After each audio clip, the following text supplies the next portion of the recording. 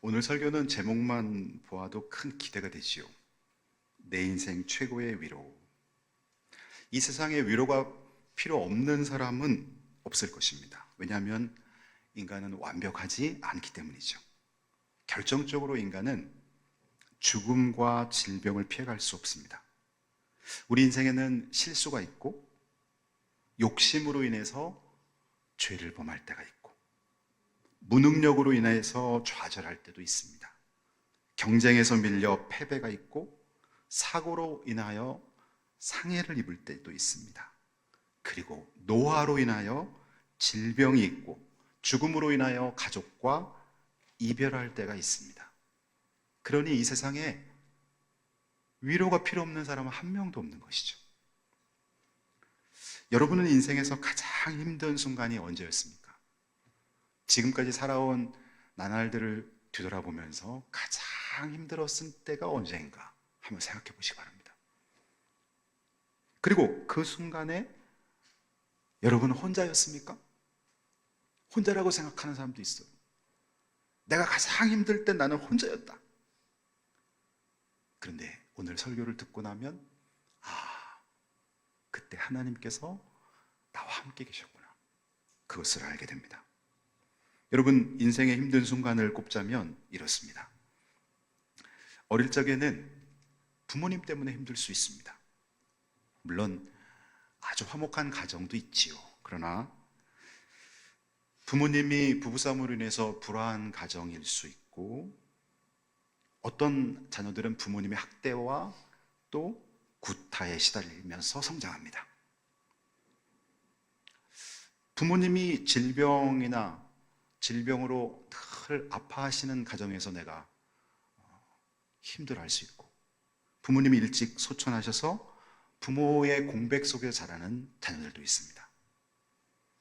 그리고 극심한 가난이나 심각한 부채를 안고 어릴 때 경제적으로 어려움을 당하는 자녀들도 있습니다. 청소년기가 되면은 학교 성적과 진학 또는 친구 관계로 인해서 힘들어할 수 있습니다. 성인이 되면 취업과 결혼, 그것을 준비하면서 순조로이 이루어지는 그런 사람도 있지만 굉장한 스트레스와 고난을 겪는 사람도 있습니다. 결혼을 해서는 어떻습니까? 사랑하는 방법을 몰라서 서로 다투고 헤어지기도 합니다. 요즘 그런 말이 있죠. 요즘 청년들은 결혼식 준비만 했지 결혼 준비하는데 소홀하다. 결혼식 준비만 화려하게 하고 결혼식을 치렀는데 막상 닥치는 곳은 살아가야 되는 문제 때문에 힘들어하죠. 결혼식 준비는 화려한 예식장 미리 얻어놓고, 또 물질적으로 여유가 있다면 좋은 뷔페를 구비한 결혼식장 얻으면 되겠죠. 그러나 여러분, 결혼 준비라는 것은 무엇입니까? 서로가 앞으로 살아가야 될 비전을 함께 나누고, 서로가 앞으로 우리 가정은 이런 가정을 만들기 위해서 서로가 서로를 배려하면서 자기 성품 준비를 하는 이런 부분들, 상대방의 연약한 부분을 내가 이렇게 섬겨줘야지 라는 부분들을 나누는 이런 결혼 준비에 대해서 하지 않고 결혼식 준비에 집중하는 그런 모습들을 우리는 볼 수가 있죠. 그 다음에 결혼을 하면 어떻습니까? 자녀를 양육하며 힘든 순간이 얼마나 많은지요. 자녀가 아플 때 제일 힘들지요. 자녀가 사춘기일 때는 섭섭하지요. 막 반항할 때도 있습니다. 자녀가 대학 진학하며 순조로이 학교 들어갈 수도 있지만 어려운 과정 속에서 대학에 들어가 놓고도 또 힘들어하는 경우도 있죠. 자녀 결혼 부분까지, 그때 다 이제 자녀 결혼까지 시키고 나면 찾아오는 것이 자기 부모님이 이제 연세가 한 80이나 90 되셔서 부모님이 소천을 하십니다. 그때 마음이 아프죠. 부모님 소천하고 나면 결혼한 자녀들이 이제 아이를 낳아서 손주들이 있는데 그 손주를 또 돌봐줘야 되는 형편이 돼서 손주들을 돌봐줍니다. 이렇게 몇 년이 흐르다 보면 어느덧 우리의 나이는 70 정도가 되고 이제는 내 몸이 늙어 질병과 싸워야 할 시기를 맞이하게 됩니다. 이것이 여러분 인생이에요. 누구나 피해갈 수 없어요. 그러니 우리는 인생을 살면서 하나님으로부터 오는 위로가 필요한 것입니다. 오늘 저는 야곱이라는 한 인물이 인생의 패배의 순간에, 인생의 고독의 순간에, 인생의 흐느껴 우는 눈물 속에서 하나님이 그를 찾아가서 위로해 주시는 이 장면을 통해서 여러분이 오늘날을 사시면서 각자 처한 위치와 상황은 다른다 할지라도 우리를 위로하신 하나님의 위로로 다시 새 힘을 얻게 되는 이 시간 되시기를 주님의 이름으로 축복합니다. 여러분, 성경 통독을 하다 보면 대부분 성도들이 창세기 정도까지는 다 읽기 때문에 야곱의 이야기를 모르는 성도들은 거의 없어요. 아브라함과 이삭과 야곱과 요셉, 이 4대 족장의 이야기가 창세기 12장부터 50장의 이야기입니다. 우리는 아브라함에 대해서 이제 살펴보았고, 이삭. 이 이삭이 죽음을 앞두고 쌍둥이 아들 에서와 야곱에게 축복 기도를 해주고 싶었습니다. 이삭은 육신적인 장자인 에서에게 장자의 기도를 해주고 싶어서 그로 하여금 사냥을 하고 잡은 짐승을 갖고 요리를 해오라고 시켰습니다. 그런데 야곱은 그 장자의 축복 기도를 자기가 가로채고 싶은 거예요. 야곱은 욕심이 많은 사람이에요. 영적으로도 욕심이 많고 또 재물적으로도 욕심이 많고 모든 부분에서 욕심이 많아요. 욕심이 많은 것은 뭐 거기까지는 크게 해로운 게 아니겠죠. 그런데 그 욕심을 채우려고 아버지를 속이고 형 에서를 속이고 자기가 형 에서인 것인 양 아버지를 속이고 축복 기도를 받으러 들어갑니다. 이때 또 이삭이 눈이 어두워서 앞을 잘 보질 못해요. 목소리로 들어보니까 에서 목소리인데 목소리를 들어보니까 둘째 야곱의 목소리인데 몸에서는 또 에서의 향취가 나고 에서는 털이 많았어요. 팔을 만져보니까 털이 있어요. 그것도 거짓으로 염소의 가죽 그 털을 붙이고 들어가서 형인 척 흉내내면서 장자의 기도를 축복 기도를 받아냅니다. 나중에 형 에서가 사냥하고 돌아와 보니까 동생이 들어가서 자기가 받아야 될 축복 기도를 다 받았어요. 그것 때문에 분노해서 내가 야곱을 죽이겠다, 동생을 죽이겠다고 결심을 합니다. 이 사실을 알게 된 어머니 리브가는 야곱에게 너 외삼촌 집에 가서 피신해라. 형이 너 죽이면 나는 못 산다. 그리고는 야곱을 외삼촌 집으로 피신 보냅니다. 외삼촌의 이름은 라반이라는 사람이었어요. 당시 지금 리브가와 야곱이 있는 이 부엘세바에서 외삼촌 라반의 집 메소포타미아 하란까지는 800km 정도 됐다고 해요. 800km면 성인 남자가 하루에 한 100리 정도, 40km 정도 걷는다고 보면 20일 동안 쉬지 않고 꼬박 걸어야지 갈 수 있는 거리입니다. 굉장히 먼 거리죠. 지금처럼 대중교통이 있거나 자가용이 있어갖고 뭐 하루에 왔다 갔다 할 수 있는 이런 거리가 아니에요. 한 번 가면 다시 돌아오기가 참 힘든 거리. 그것도 좋은 일로 많은 재산과 목축을 끌고 가는 것도 아니고 호롤단신 패배자의 모습으로 야곱은 이제 메소포타미아 하란 그곳으로 향해 갑니다. 별 생각이 다 들었겠죠. 내가 왜 욕심을 부렸지? 내가 욕심 부려서 축복기도 받았는데 나한테 남는 거는 도대체 뭔가? 그리고 그는 잘 곳도 없어가지고 베델이란 그 들판에서 돌을 베개로 하고 잠이 듭니다. 사람이 든 그때, 구약 성경에 보면 하나님이 우리를 만나는 방법이 주로 꿈이나 천사들이, 하나님이 천사의 모습이나 사람의 모습으로 나타나는 현현이라는 방법으로 성도를 만나주는데요, 야곱이 꿈을 꾸는데 사닥다리가 쫙, 땅으로부터 하늘로 사닥다리가 쫙 이렇게 서 있는 거예요. 그리고 그곳에서 천사들이 오르락 내리면서 그 사닥다리 끝은 하늘인데 하나님이 계신 거예요.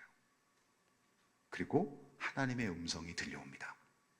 여기서 사닥다리는 뭐를 상징하냐면은 하나님과 죄인인 인간을 연결해주는 예수 그리스도를 상징하고 있다고 성경 주석은 나와 있어요.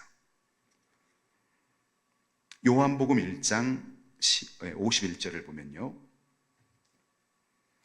요한복음 1장 51절, 또 이르시되 진실로 진실로 너희에게 이르노니 하늘이 열리고 하나님의 사자들이 인자 위에 오르락내리락 하는 것을 보리라 하시니라.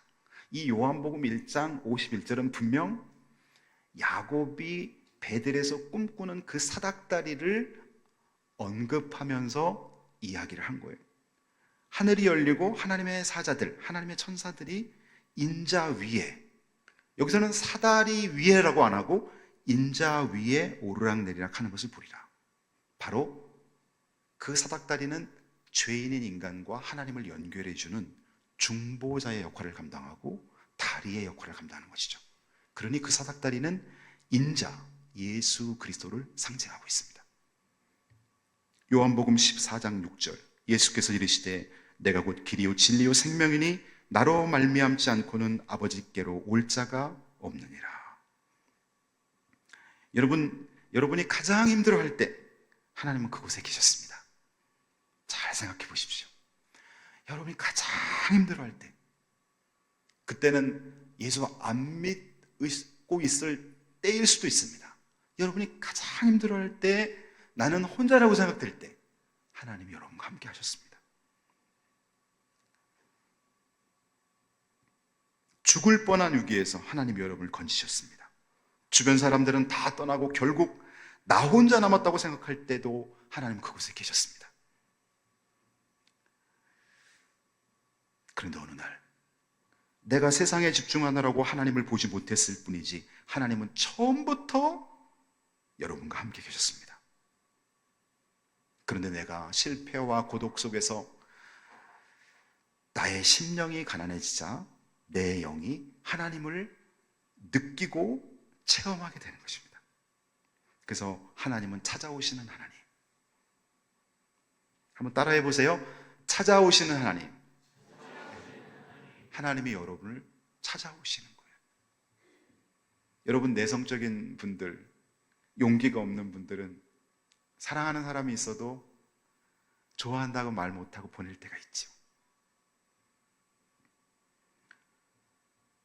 우리가 하나님을 찾아간다면 찾아갈 수 없는 형편에 있는 사람이 너무 많아요. 왜요? 우리는 죄인이기 때문에, 우리는 하나님의 마음을 아프게 했기 때문에 하나님을 도저히 찾아갈 수가 없어요. 그런데 하나님이 나를 찾아오신다고 생각하면 희망이 생기는 거예요. 여러분, 모세는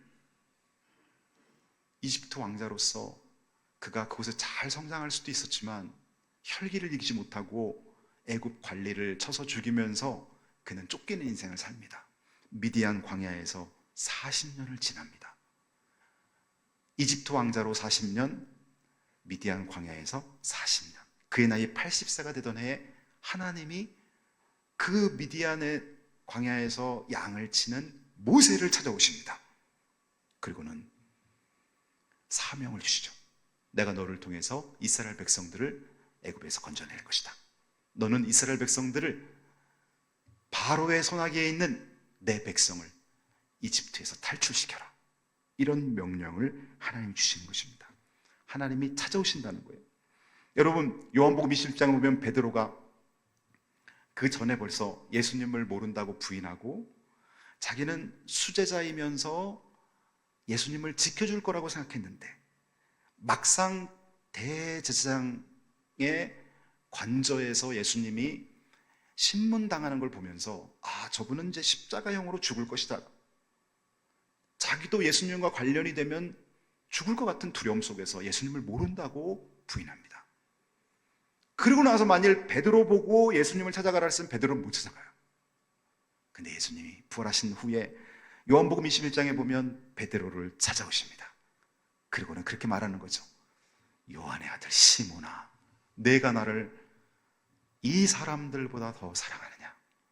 내 양을 먹여라. 내 어린 양을 먹여라. 찾아오시는 하나님이시죠. 우리 찬송가 중에 주님 찾아오셨네 모시어 드리세 라는 찬양이 있죠.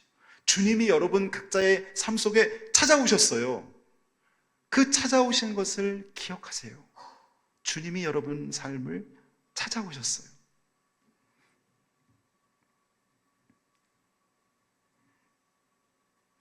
예수님의 육신적인 아버지 요셉, 그리고 어머니 마리아. 어느 날 이들은 부부관계를 갖지 않았는데 마리아의 배가 불러옵니다. 요셉은 두려움 속에 사로잡힙니다. 도대체 이 여인이 다른 남자랑 관계를 가진 건가? 이 여인을 도대체 어떻게 해야 되느냐? 이 여인이 모세의 율법으로는 돌에 맞아 죽어야 되는데 이 여인을 어떻게 해야 되는가? 두려움에 사로잡힌 그때 천사, 하나님이 보낸 천사의 음성을 듣습니다. 그것이 바로 마태복음 1장에 나오는 것이죠. 마태복음 1장에 보면 1장 20절에 보면은 요셉아, 너는 마리아 데려오기를 두려워하지 말아라. 그의 몸에 잉태된 것은 성령으로 잉태된 것이니라.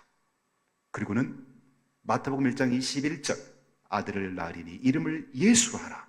이는 그가 자기 백성을 그들의 죄에서 구원할 자이심이니라. 이렇게 얘기를 해줍니다. 찾아오시는 거죠. 요셉이 어찌할 바 모르고 당황할 때 하나님이 찾아가서 위로해 주시고 그 상황을 설명해 주시는 거죠. 주님은 이렇게 여러분을 찾아오십니다. 하나님이 우리를 찾아오면요, 가장 큰 위로를 주십니다. 사람이 사람을 위로할 수 없는 단계까지 위로하십니다. 야곱을 찾아오신 하나님은 야곱을 정죄하거나 징계하지 않았습니다. 야곱을 찾아와서 너 거박어, 너 꼴 좋다. 가만히 있으면 내가 예언대로 너에게 장자의 축복을 해줄 텐데 너 왜 그렇게 인간적인 방법으로 아버지를 속이고 형을 속이고 축복 기도를 도둑질하듯이 빼앗느냐? 그러면서 막 혼낼 수도 있어요. 하나님은 그렇지 않으셨어요. 하나님은 야곱을 찾아오셔서 위로하십니다. 그것이 오늘 본문 15절입니다. 우리 같이 한번 읽겠습니다. 시작. 내가 너와 함께 있어 내가 어디로 가든지 너를 지키며 너를 이끌어 이 땅으로 돌아오게 할지라. 내가 내게 허락한 것을 다 이루기까지 너를 떠나지 아니하리라 하신지라. 아멘. 오늘 이 본문 창세기 28장 15절은요, 여러분이 꼭 기억하시고 마음에 간직하시면 큰 위로가 됩니다. 하나님께서 여러분에게 어떤 사명을 주시거나 하나님께서 여러분에게 어떤 일을 시키거나 하나님이 여러분을 다시 주저앉은 여러분을 일으켜 세우실 때 하나님은 꼭 이런 방법으로, 하나님은 꼭 이런 뉘앙스로, 이런 뜻으로 여러분을 위로하십니다. 하나님이 위로하는 방법, 하나님께서 함께 하신다는 거예요. 야곱은 자기가 혼자인 줄 알았어요. 자기랑 동행하는 사람은 아무도 없어요. 심지어 짐승도 없어요. 혼자인 줄 알았어요. 그런데 내가 너와 함께 있다고 말합니다. 어디로 가든지 너를 지킬 것이라고 말씀하시 주십니다. 그리고 자기가 너무너무 사랑하고 그리워하는 어머니가 계신 그 곳으로 다시 돌아오게 해주신다는 것입니다. 이것을 이루기까지 내가 너를 떠나지 않겠다고 말씀해 주십니다. 얼마나 큰 위로입니까? 여러분도 이 위로를 받으시기 바랍니다. 인생을 살면서 여러분 힘들 때가 많지요? 어떨 때는 가족에게 위로받기도 힘든 어떤 특별한 문제가 있을 수 있지요. 자식에게 말 못하고 부모에게 말할 수 없는 어떤 일이 있지요. 근데 하나님은 그걸 알고 계십니다. 그러면서 내가 너와 함께 있다. 내가 계획한 거룩한 뜻을 다 이룰 때까지 내가 너를 떠나지 아니할 것이니라. 이렇게 하나님 약속해 주십니다. 하나님의 위로, 그것은 임마누엘, 하나님 우리와 함께 하신다는 것입니다.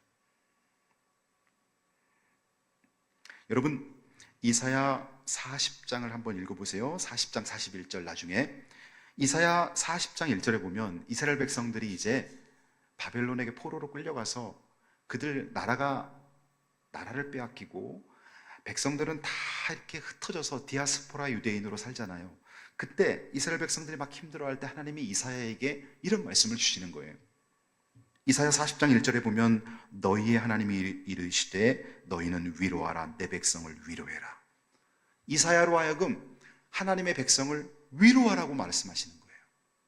여러분은 만일 여러분 자녀를 하나님이, 여러분 부모님이시니까 여러분 자녀를 위로하라고 하면 여러분 뭘 어떻게 위로하시겠어요? 여러분 어떻게 위로하시겠어요? 그냥 조금 몇 달 생활비를 주면서 위로하시겠어요? 이사야는 하나님이 주신 위로로 자기 백성을 위로합니다. 그것이 이사야 41장 10절 말씀입니다. 두려워 말라, 내가 너와 함께함이니라. 놀라지 말라, 나는 너의 하나님이 됨이니라. 내가 너를 굳세게 하리라. 참으로 너를 도와주리라. 나의 의로운 오른손으로 너를 붙들리라. 그러니까 하나님께서 이사야에게 주신 위로와 하나님께서 야곱에게 주신 위로 다 똑같아요. 그것은 뭐냐 하면 하나님이 함께 하신다는 거예요. 두려워하거나 놀라지 말라는 거예요. 어떤 상황이 발생하더라도 두려워하지 말아라. 하나님이 함께 하시기 때문에 하나님께서 능히 그것을 통과할 수 있도록 힘주시고 하나님의 뜻을 이루신다는 거예요. 제가 대학 때 뷔페가 그때 막 생기기 시작했던 때인데요. 그때 그 뷔페집에서 아르바이트를 조금 했던 때가 있어요. 청소해주는 아르바이트. 오후에 가갖고 이제 다 그 식탁이든 뭐든 다 청소하고 밑에 바닥 청소까지 해주고 자리 세팅해주고. 근데 그곳에 암흑의 권사님, 이 권사님이라는 분이 사장님이셨는데 이분이 하나님을 굉장히 의지하는 분이셨어요. 저는 그때 이사야 41장 10절을 몰랐어요. 그런데 이 이사야 41장 10절을 자주 이분이 암송하시는 거예요. 그리고 어느 날 저한테 이런 말씀하시는 거예요. 정수 형제, 이사야 41장 10절을 암송해봐. 그럼 자기가 암송하라는 거예요. 두려워 말라, 내가 너와 함께하며 놀라지 말라, 나는 내 하나님이다. 내가 너를 굳세게 하리, 참으로 너를 도와주리, 나의 의로운 오른손 너를 붙들리. 이 암송 말씀을 하면서 이사야 41장 10절을 마음에 새기고 읊조려 보라고 저한테 얘기를 해주는 거예요. 저는 그때 이사야 41장을 집에 가서 펼치고 그것을 암송했어요. 그리고 암송하고 이 말씀이 굉장히 힘이 되는구나. 내가 힘들고 어려울 때마다, 내가 어떨 때 혼자라고 생각될 때마다, 내가 누군가와 경쟁해서 졌다고 생각되고 내가 나름대로 목표를 세웠는데 그것이 무너졌다고 생각될 때, 그때 이 말씀을 암송하고 나니까 그게 그렇게 중요한 게 아니라는 거예요. 하나님이 나와 함께 하시면서 하나님이 나를 때로는 안고 가시는 것이 묵상되는 거예요. 감사한 것이죠.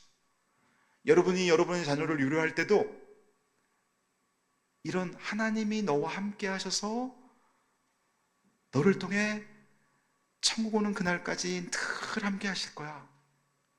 그 말씀을 여러분 공급해 주시기 바랍니다. 우리가 예배가 중요한 이유는요, 여러분 예배를 사모하고 예배 시간에 깨어서 갈망하면서 하나님의 말씀을 들어야 되는 이유가 뭐냐면, 예배를 통해서 우리는 하나님의 임재를 느낍니다. 하나님이 지금 이 순간 찬양하는 순간부터 시작해서 쫙 임하고 계시다는 걸 여러분 예배 속에 느낄 수가 있어요. 글로리아 찬양과 함께 찬양이 시작되잖아요. 하나님이 여러분을 이렇게 만지고 계시는 걸 느낍니다. 강단에서 말씀이 선포될 때 하나님이 오늘 저 말씀 나에게 주신 말씀이야, 하나님이 나랑 1대1로 말하는 것처럼 어느 날 그 말씀이 나에게 가슴을 탁 이렇게 가슴을 찌르고 들어올 때가 있어요. 그래서 예배가 중요한 거예요. 우리는 예배를 통해서 하나님의 위로를 받습니다. 사람이 주는 위로와 차원이 다릅니다. 사람이 주는 위로는 그냥 같이 들어주고 함께 하는 것 정도밖에 안 돼요.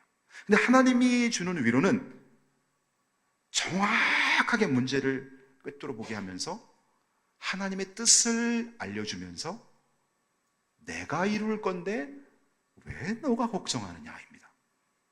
내가 너를 불러서 내가 너를 통해 일하는데 왜 네가 걱정하느냐. 하나님의 위로는 그런 위로입니다. 세 번째, 하나님께 내가 뭔가를 드릴 수 있다는 것입니다. 예배를 통해서.